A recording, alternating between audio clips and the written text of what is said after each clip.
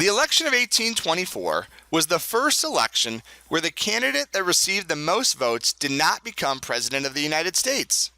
This occurred because one candidate did not receive the majority of electoral votes needed to become president. The House of Representatives selected the president in accordance with the 12th Amendment. Andrew Jackson, John Quincy Adams, William H. Crawford, and Henry Clay were the four major candidates for president. Andrew Jackson was one of the four major candidates for president in the election of 1824. Andrew Jackson received the most votes in the popular vote and in the Electoral College, but was not elected president. He was an unconventional candidate for president. He served in the U.S. House of Representatives, U.S. Senator, and as governor of the Florida Territory.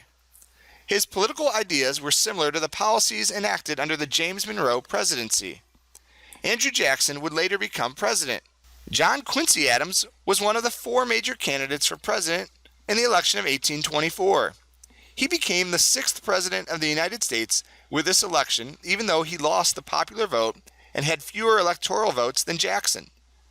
John Quincy Adams was the son of the second president of the United States, John Adams. He had a great deal of political experience. He served as a foreign minister, U.S. Senator, and U.S. Secretary of State.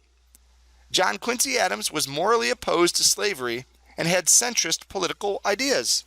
William H. Crawford was one of the four major candidates for president in the election of 1824.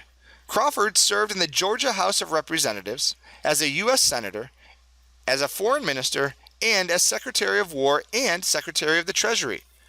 Crawford was a supporter of the War of 1812, tariffs, and the National Bank. Henry Clay was one of the four candidates for president in the election of 1824. Clay received the fewest electoral votes and was not included in the vote by the House of Representatives. He encouraged his supporters in the House to vote for Adams, and he became Secretary of State. Jackson referred to this as the corrupt bargain. Clay was also a champion of the American system.